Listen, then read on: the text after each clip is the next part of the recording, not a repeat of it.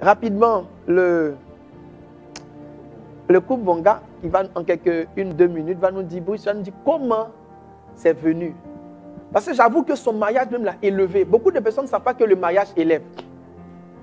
Hein? Beaucoup de personnes ne savent pas que le mariage lui-même élève. Donc, ils ne savent pas que quand Dieu est en train de... Quand Dieu veut t'élever financièrement, l'une des choses qu'il fait, c'est qu'il t'envoie le mariage. Vous savez, l'argent en dehors du mariage, c'est bizarre parce qu'il y a une discipline que les gens qui ne sont pas mariés n'ont pas financièrement. Le fait d'être un père, ça te donne une autre sagesse financière. Donc, c'était un gars là. Et puis, quand il a commencé à penser mariage, j'ai vu que sa vie même financière, tout a commencé à changer. Même sa notoriété. C'est un gars réputé. Hein?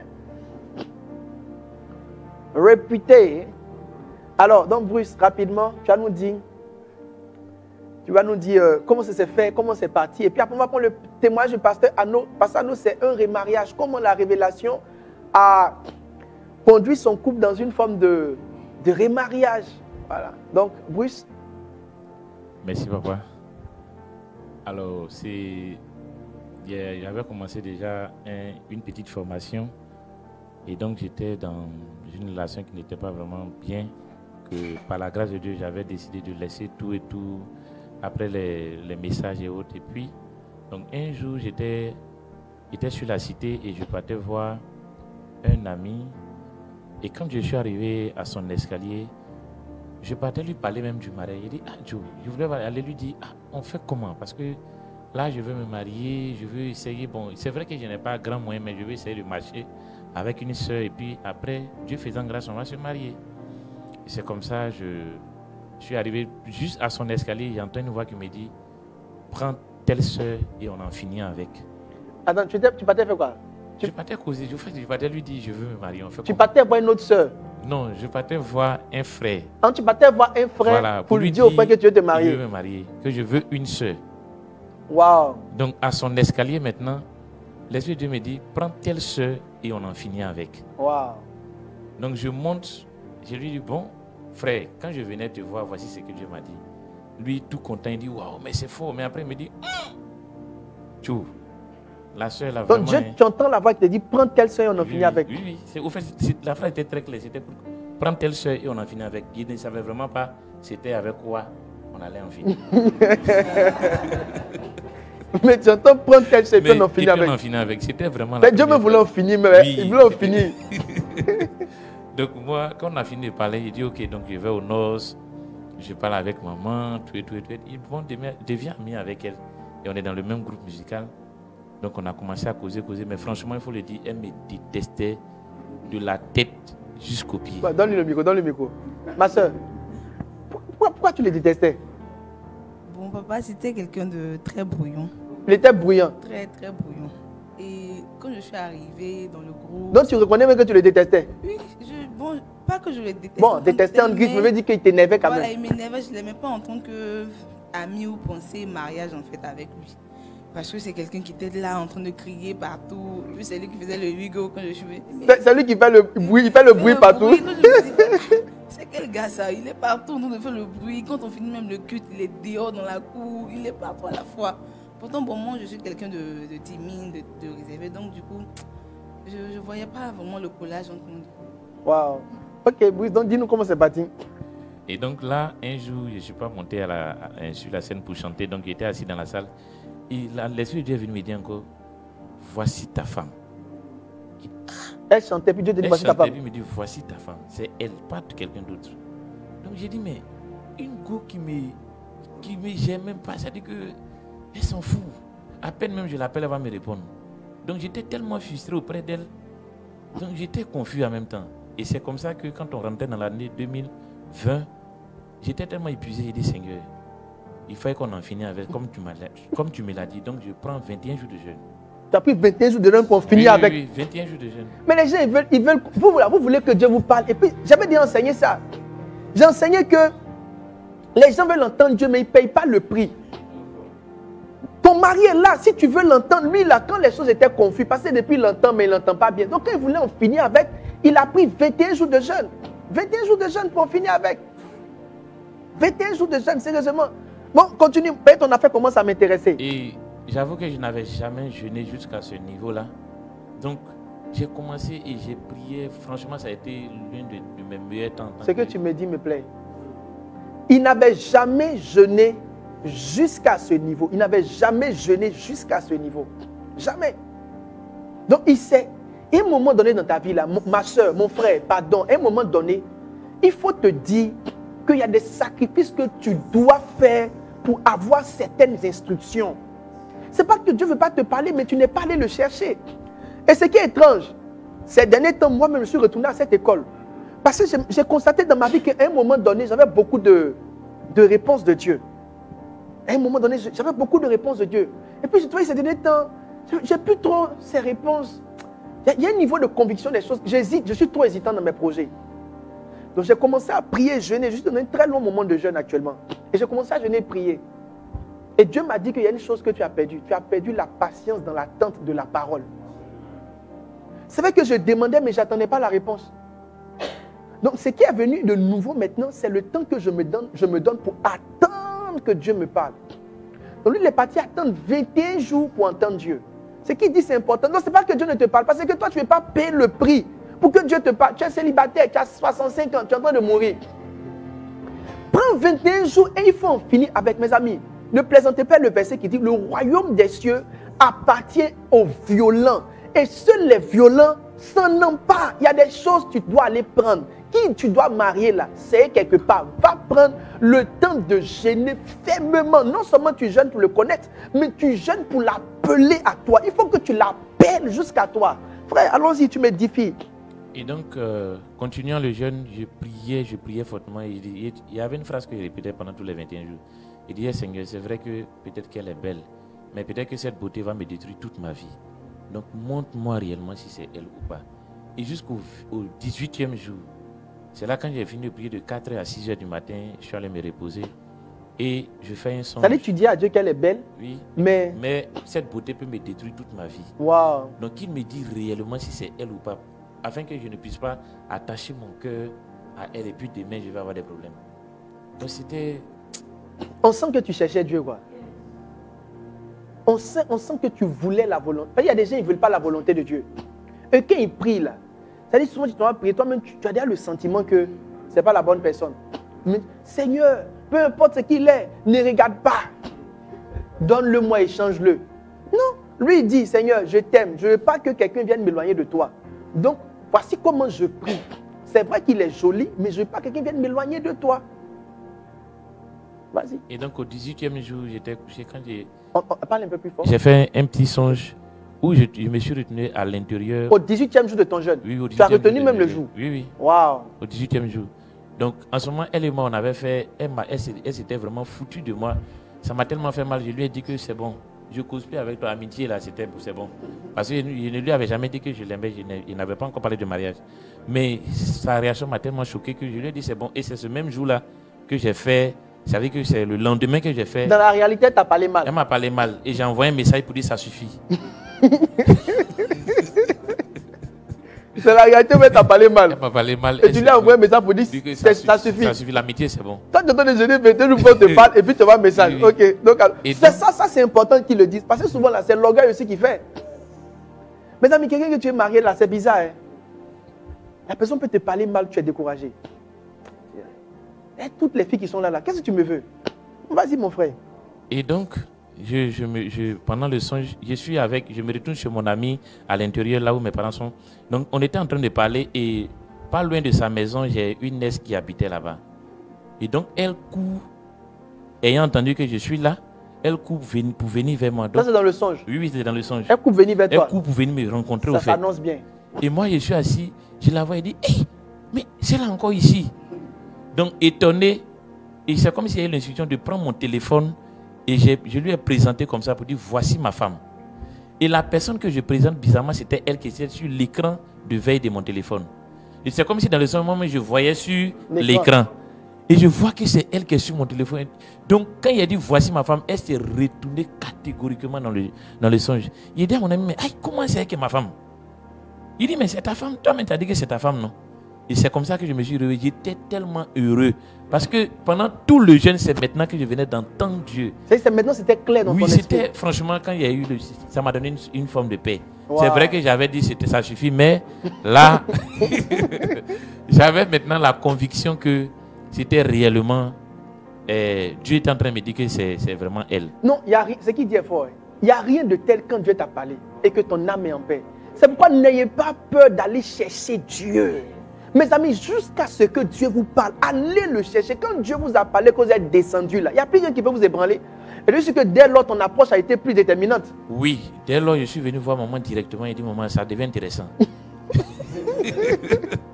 Donc, je lui ai expliqué le son et elle me dit que vraiment, toi-même, quand tu expliques, qu'est-ce que ça... Ce qui m'a plu, c'est qu'elle ne m'a pas dit que ça veut dire que c'est ta femme. Elle a mis, c'est-à-dire qu'elle m'a mis face au fait. Elle dit, toi-même là, quelle explication tu donnes à ton Seigneur? Elle dit que ça veut dire que c'est ma femme. Elle dit, c'est sorti de ta bouche. Donc, tu es le propre responsable. Waouh! C'est elle qui a... Oui, c'est elle qui m'a dit ça. Ça, c'est une sagesse. N'interprétez pas tous les songes. Hein. Moi, ce n'est pas tous les songes que j'interprète. Les gars viennent, non, je les vis en songe, on marchait ensemble. Et puis, il dit, vous êtes fait l'un pour l'autre. Quand il va commencer à donner des coups de poing, il dit, il y a tel. Donc, quand il y a des songes, on te demande toi-même là. Quand tu vois là, ça veut dire quoi?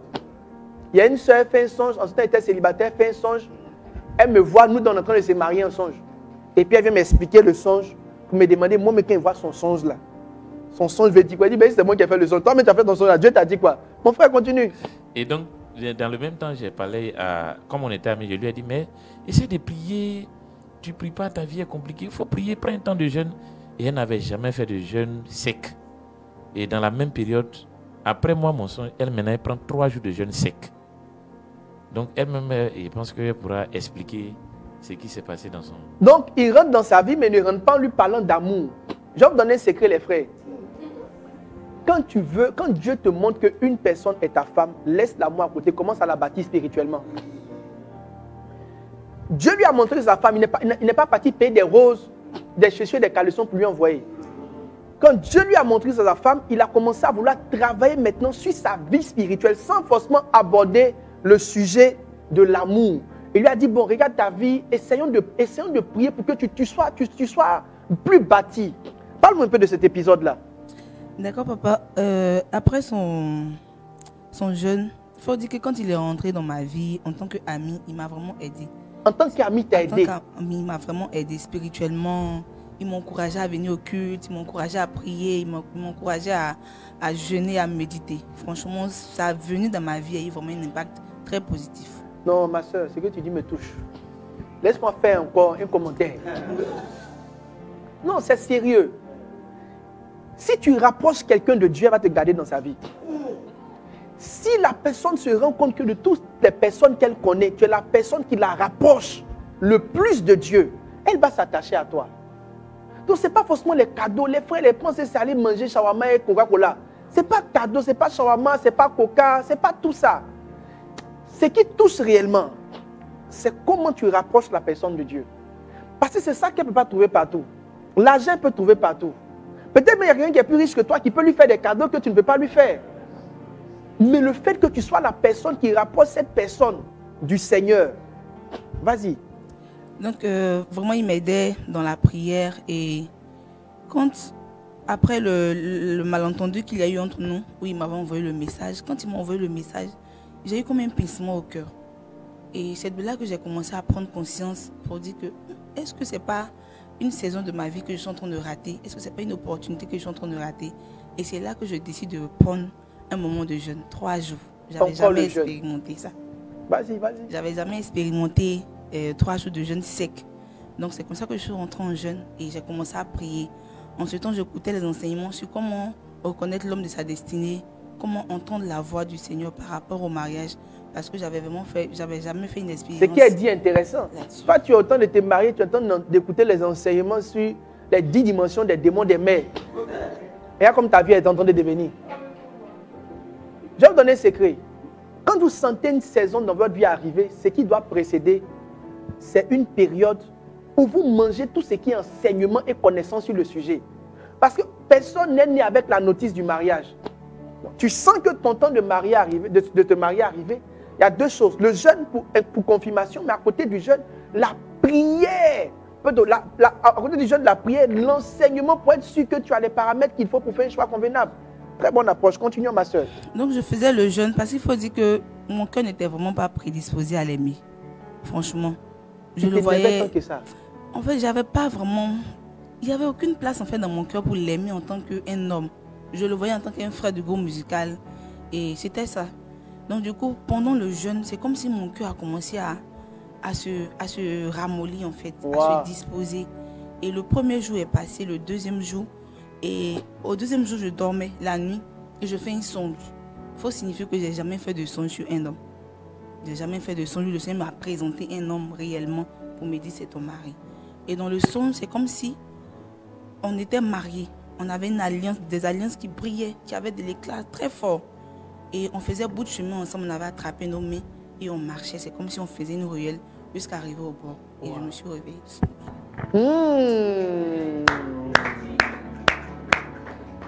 Mes soeurs, que Dieu ouvre vos yeux.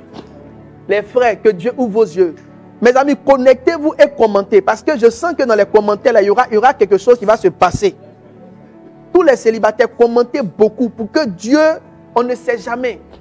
Parce que tout à l'heure, il y aura un temps prophétique. Tout à l'heure, je vais prier pour tous ceux qui ont besoin de voir, d'entendre Dieu sur un sujet. Tout à l'heure, je vais prophétiser là-dessus. Donc, commentez, soyez connectés. Les gens qui se déconnectent un peu pour aller se balader, revenir là. Quand on va commencer, tu vas perdre quelque chose. Reste connecté et commente. Vraiment, votre histoire me touche. Je me rends compte qu'il y a une place de Dieu dans le mariage. Tu sais, souvent, tu es tellement déçu de ne rien entendre que tu veux prendre le dessus pour toi-même aller faire des choix. Mes amis, Dieu parle.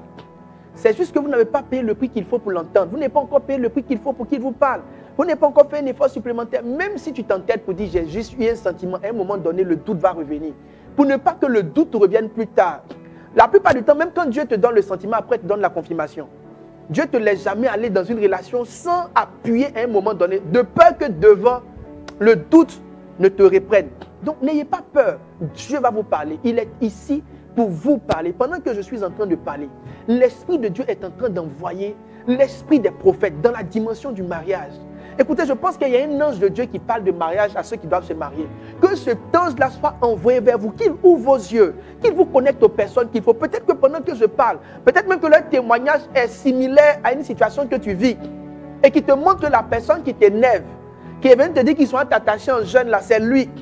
Qui sait? Il y a un bout de quelque chose qui va commencer à t'interpeller. Que tu entendes cela, que cela t'oriente au nom de Jésus. Alors, je veux qu'on parle de l'histoire de Pasteur Arnaud et de sa charmante épouse. Je l'ai présenté tantôt. Pasteur Arnaud, c'est l'un de mes pasteurs assistants. C'était mon pasteur assistant, très bon travailleur dans l'œuvre du Seigneur.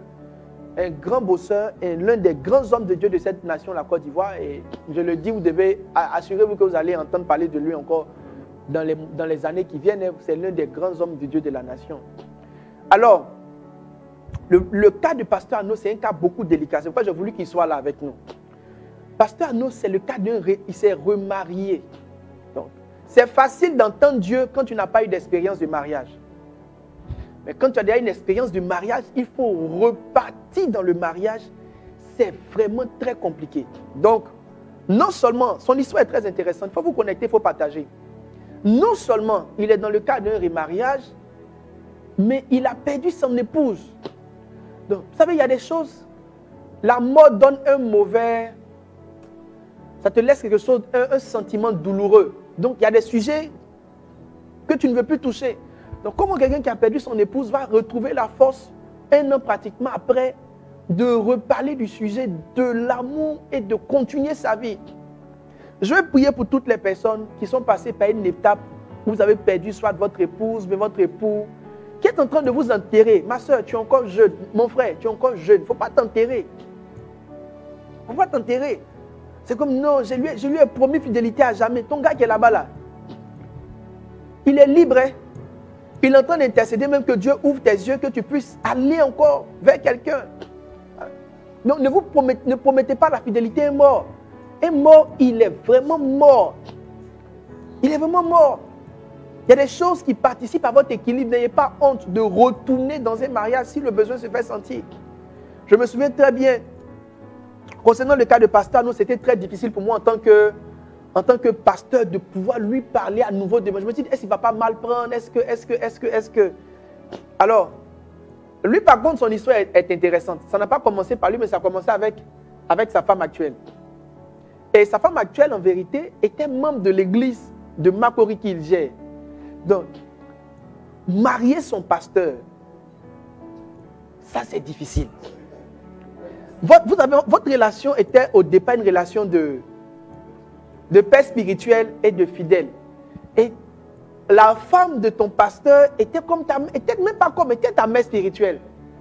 Donc là, c'est encore plus difficile. C'est bizarre, quoi. C'est des gens, ils sont en train de prendre la femme de ma mère, le mari de ma mère spirituelle. Donc, elle a vraiment eu besoin que l'ange même descende pour marcher sur la terre pour lui parler. Leur témoignage est assez intéressant.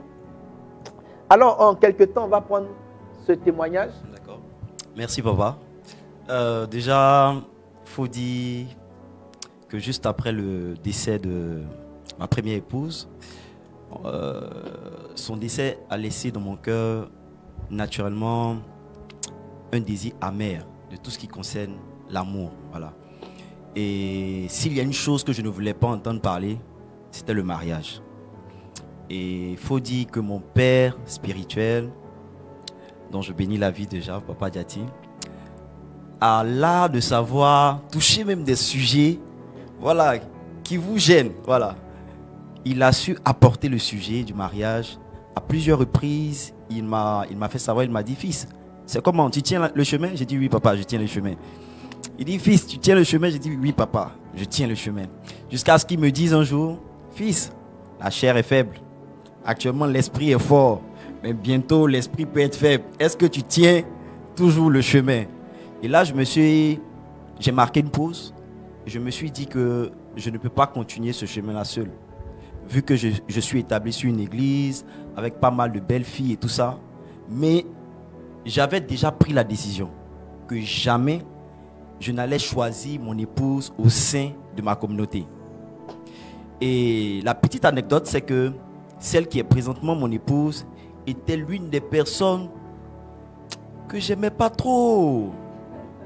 C'était ma gestionnaire de culte. C'était mon souffle-douleur. Quand je veux me déchaîner sur quelqu'un, c'était elle.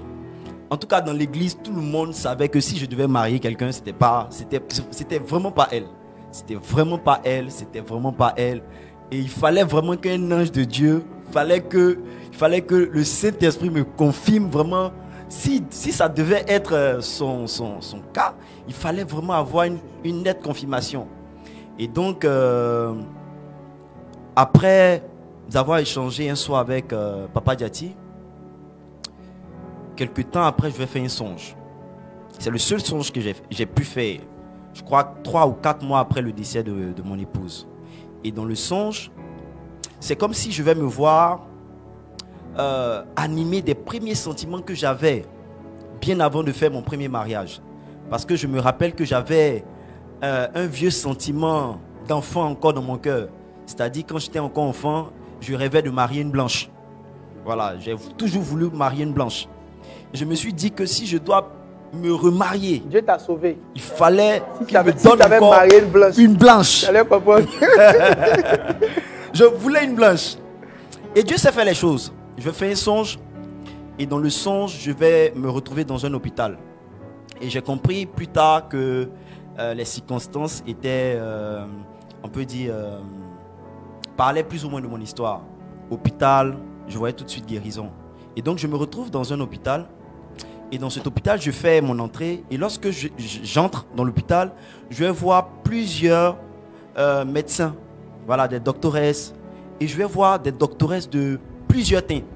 À commencer par des femmes noires jusqu'à des femmes blanches. Elles viennent m'accueillir avec un très beau sourire. Et elles vont mener leurs activités.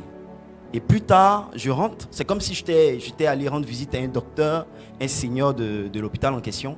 Et je rentre dans le bureau du docteur en question. Une fois avec le docteur, j'échange, mais je ne me rappelle plus de notre discussion. Mais ce qui m'a touché, c'est lorsque j'allais sortir de son bureau. Lorsque je sortais de son bureau, je vais rencontrer une femme noire, de teint noir en fait, une femme de teint noir, mais qui avait des traits de mon épouse actuelle.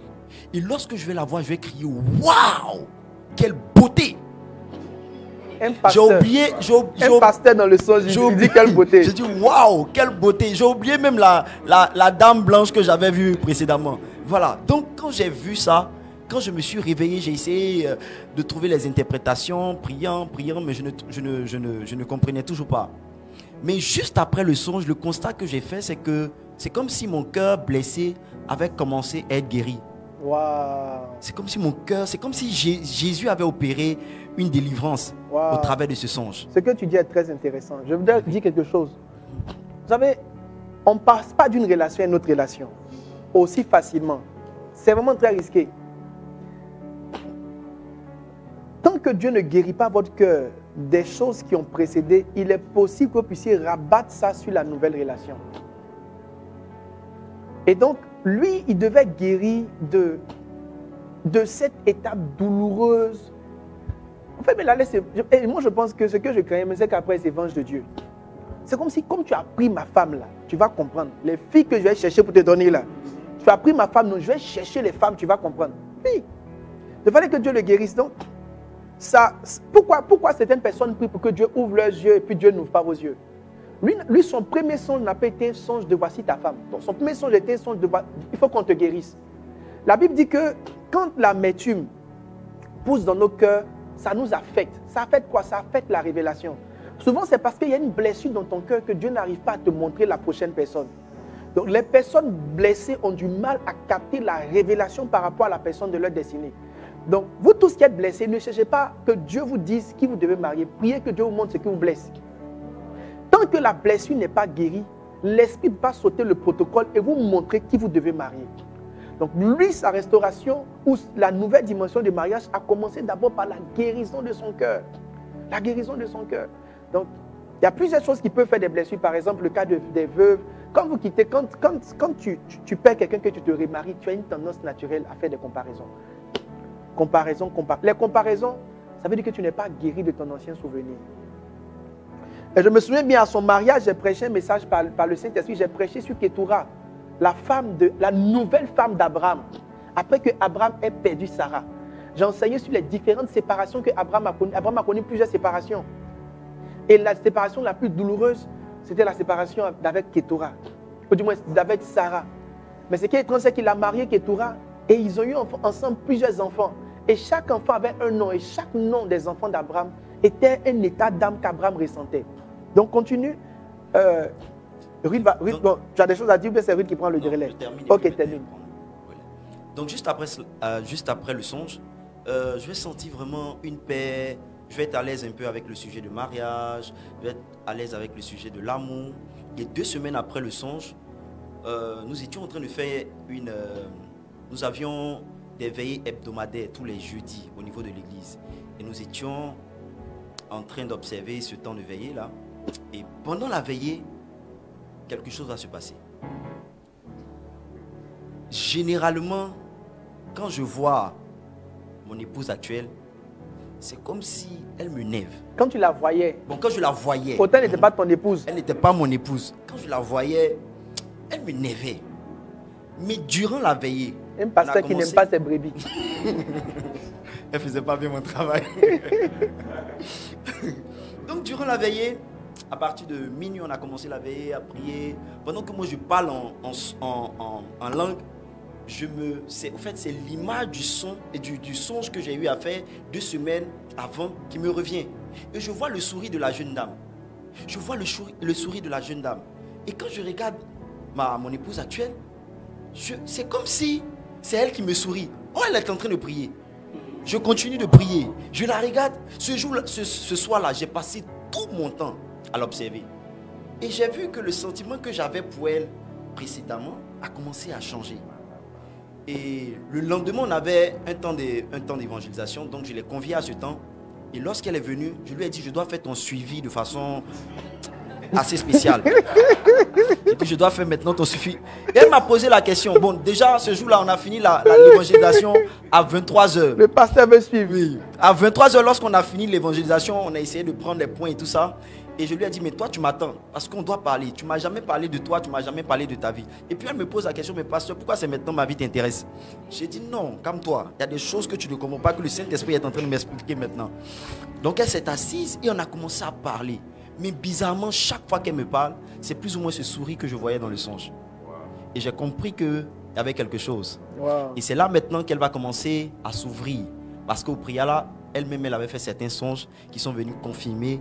Et plus tard, voilà, ça va donner certaines choses. Wow. Alors, l'histoire de Ruth est vraiment très intéressante. Je vous assure, il faut vraiment être connecté. Il faut être connecté au partager. Non, parce que regardez, c'est des cas assez étranges. Venir marier ton pasteur qui a perdu sa femme. Je vous assure que il faut être dedans pour comprendre la valeur de... Parce que ça, là, ce n'est pas l'amour qui conduit ça. Il faut que Dieu te parle.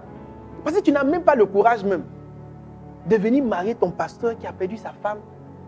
Tu t'arrêtes sur quel pied même pour l'aimer même déjà. Déjà, mais c'est ton pasteur. Peut-être qu'il y a d'autres personnes qui voulaient le marier aussi. C'est une campagne électorale. C'est compliqué. Alors Ruth, vas-y.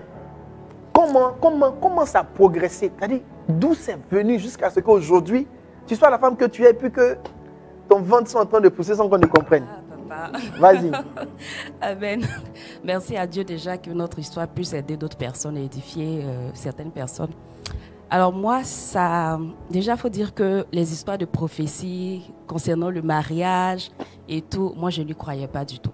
Franchement. Sur d'autres sujets, il n'y a pas de problème. Mais concernant le mariage, surtout en ce qui concerne les songes, je n'y croyais pas du tout. Alors, je disais que si moi, je dois me marier un jour, ça va être par tout autre moyen. Sauf par, j'ai fait un songe, j'ai fait un rêve, Dieu m'a dit, Dieu m'a parlé. C'est-à-dire avant même que toi-même, tu avais déjà placé tes pions. Ah non, clairement, papa, clairement. Parce qu'avant ça, il y a d'autres frères de l'église où j'étais, donc la ville où j'étais, qui étaient venus me voir comme ça. Dieu m'a dit, tu es ma femme, et ceci, cela, ce genre d'histoire. Et je leur disais que moi, je ne vois rien, je ne ressens rien, je ne peux pas...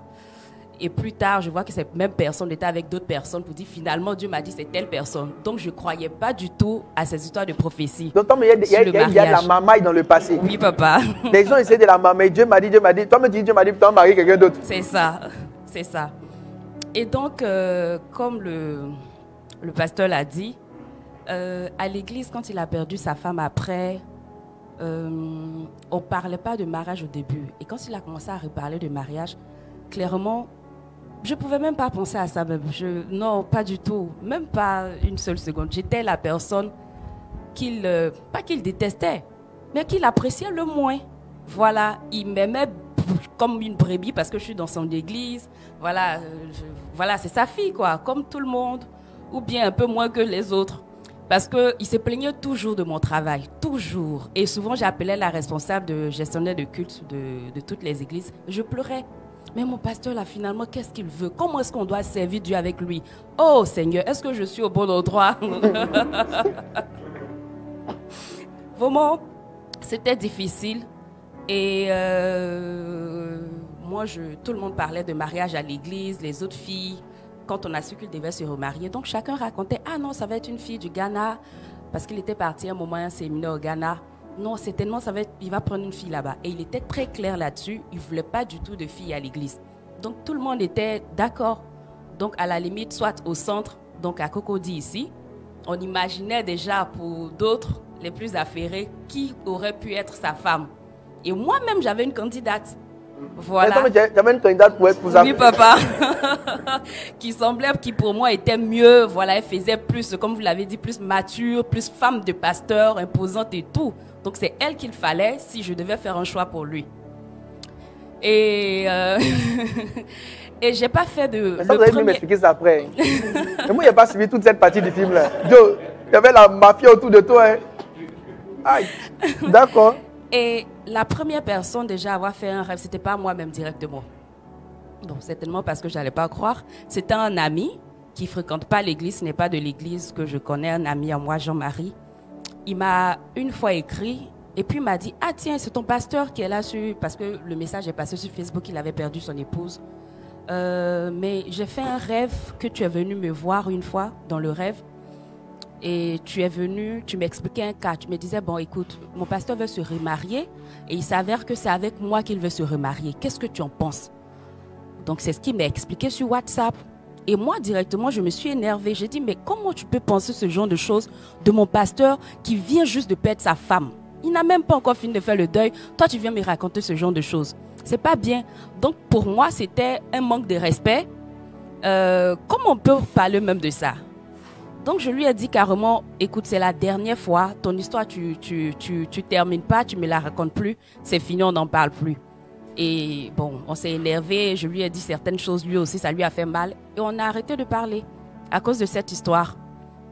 Et oui, c'était là, bon, moi je l'ai ignoré. Donc, carrément. quelqu'un vient te voir et toi, tu lui parles mal.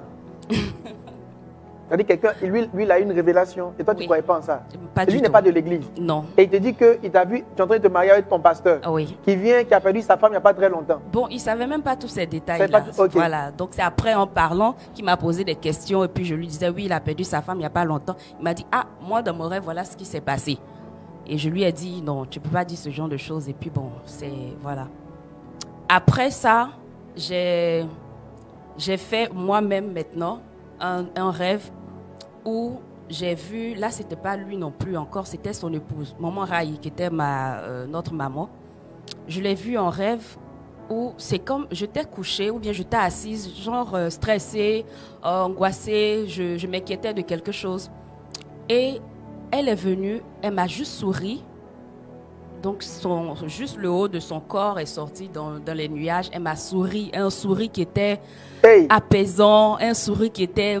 C'est comme, waouh, je ne sais pas comment expliquer, ça m'a vraiment fait du bien ce sourire. Et je l'ai regardé, je voulais poser des questions, mais je ne parlais pas. C'est comme si elle me disait, tais-toi. Mais elle était là pour me rassurer. Elle m'a juste touché à l'épaule quand elle est arrivée. Et puis, elle ne m'a rien dit, mais je me sentais tellement rassurée. Et, sa présence m'apaisait en fait. Voilà, c'était tout hein, dans le songe. Personne n'a parlé, mais tout se faisait ressentir. Et je me suis réveillée. J'ai trouvé ça bizarre. Je me suis dit, oh, certainement, voilà, c'est ma tête. Voilà, je n'y croyais pas. Je ne croyais pas du tout à mes rêves. Tu vois son épouse. Oui. Bon, le Seigneur ouvre tes yeux sur certaines réalités spirituelles. Oui. Et te projette l'image de son épouse. Que tu je vais dire, dans une certaine atmosphère spirituelle, il y a une forme de paix qui est dans ton cœur. Oui. Ça l'aide ça ton problème, hein? Ton problème, ça l'aide ça? Parce que quand tu allais commencer là, tu vas avoir l'impression que tu es en train d'être déloyal, façon là. Oui, effectivement. Il fallait que Dieu vienne te montrer que vas-y. Qu'est-ce que les autres vont dire? Voilà. Qu'est-ce que les gens vont dire? Ben enfin, bon, je ne pensais même pas à ça même. Ok. Je ne pouvais pas penser même qu'ils puissent s'intéresser à moi. Ça peut être tout le monde sauf moi. Ça, c'était clair pour moi. D'accord. Et puis, je ne pensais pas à ça non plus. Je ne voulais pas aussi parce que je le trouvais...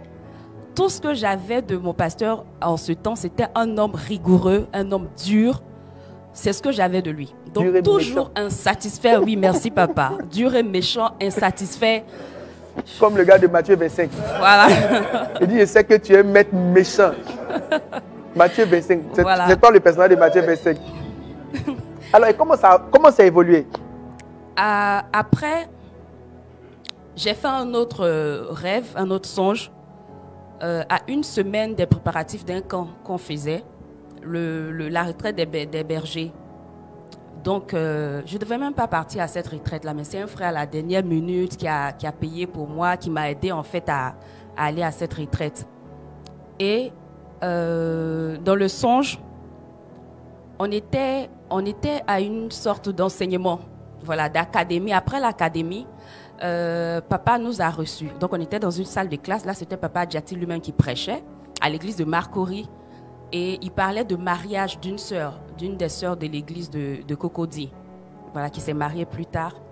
Et il parlait de son mariage. Et puis moi, j'étais derrière, toute timide. Je ne voulais pas rentrer dans la salle. Oui, papa. Je ne voulais pas rentrer dans la salle. Et pasteur Anno était arrêté à la porte. Donc, il a fait rentrer tout le monde et moi, j'étais derrière. Et puis, il m'a poussé, il dit, mais toi, pourquoi tu es toujours derrière? Va aussi, on va te voir. Et puis bon, le fait de m'avoir un peu poussé, voilà, je suis rentrée dans la salle comme ça. Et papa m'a vu, il a dit, ah, Ruth, ça va? Dans le songe? Oui, papa. Le Seigneur me dit que je vois que tu vas te marier bientôt. Je ne sais pas avec qui, mais je vois que tu vas te marier bientôt et ton mariage va aller très vite. Donc c'est ce qu'il disait. Moi-même, j'étais là, je regardais. Je ne pensais même pas à mariage en ce moment. Moi, je pensais à argent et voilà, autre.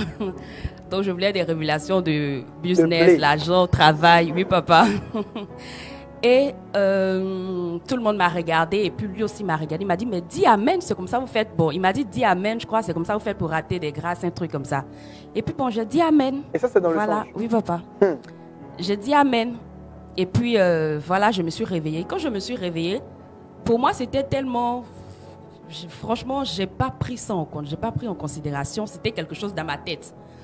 On parle en ce moment du mariage du pasteur Arnaud. Donc moi aussi, je sentais me mettre des trucs dans la tête. C'est quoi ça? Donc je commençais à dire, mais Seigneur, je refuse ce genre de choses. Esprit des ça, eaux. c'est pas Dieu. Oui, papa. Je disais, ça, c'est moi-même. C'est pas Dieu, c'est voilà. Donc je priais contre ça.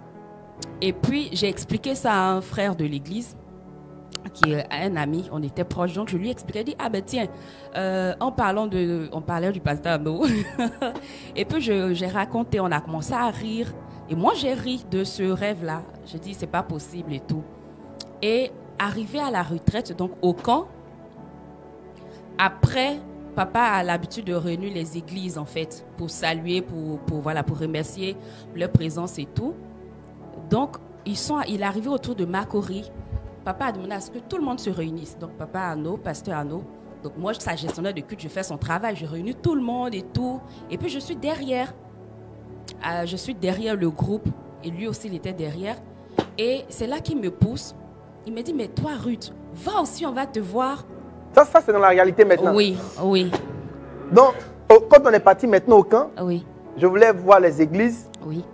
Et toi tu as réuni tout le monde, tu t'es mis derrière, oui, comme dans le songe. Oui. Et lui il te pousse. Oui, effectivement. Comme dans le songe aussi. Il dit, mais Ruth, va, on va te voir aussi, tu es toujours derrière. Et puis bon, il a dit autre chose après. Et je suis passée, quand il m'a poussée, je suis passée devant tout le monde. On avait fait une ronde, donc je suis passée devant tout le monde, toute gênée. Je cherche une place pour aller me cacher. Et c'est là que le papa me dit, papa Djati, il dit, Ruth, ça va? Oui, ça va, papa. À Marcory, ça va? Est-ce que tu gères bien les cultes ou bien ce sont les fidèles qui te gèrent? Et les gens ont répondu, non, c'est non, la gère, papa. Et puis on a commencé à rire. Et après, il m'a dit, mais Ruth, je vois que tu vas te marier bientôt. Je sais pas, je sais pas avec qui, mais je sens que tu vas te marier bientôt. Et ça va aller très rapidement. Ton mariage va aller vite. Comme dans le songe. Oui. Mais en ce moment, j'ai pas réalisé, j'ai pas fait le lien en fait. Voilà, j'avais oublié le songe, j'ai pas fait le lien. Et c'est quand on a terminé ça, et la même chose, il a dit, mais on dit Amen. Parce que moi, je faisais ça. Il a dit encore, on dit Amen. Oui. Il dit, on dit Amen. Et puis, j'ai dit Amen. Tout le monde a commencé à rire. Et puis, bon, voilà, je suis passée à côté. Papa a continué à parler, à nous enseigner. Et après, quand on a terminé sur le chemin du retour, le frère à qui j'avais raconté ce rêve-là, c'est lui qui est venu me voir pour dire, mais attends, toi, tu es une prophétesse, hein? Tu te rappelles ce que tu m'avais expliqué là? C'est ce qui s'est passé parce qu'il était aussi dans le groupe. J'ai dit, ah bon, c'est vrai? Et c'est là que j'ai réalisé, mais bon, j'ai dit c'est un hasard. Voilà, j'ai dit c'est un hasard ou bien ça n'a rien à voir avec ça.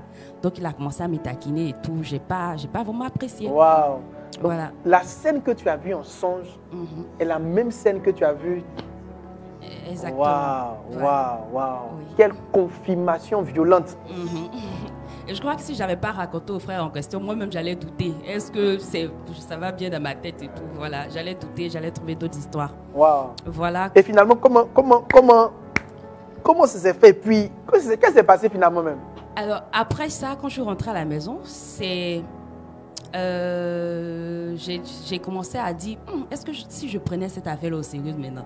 Là, mon ami Jean-Marie, celui qui avait fait le premier rêve, m'a écrit, comment tu vas? On a commencé à reparler. Puis je lui ai dit, est-ce que je ne me suis pas trop vite emportée? Donc je lui ai posé des questions pendant sur la suite de son rêve. Donc le rêve que tu as coupé là, maintenant tu veux la faire.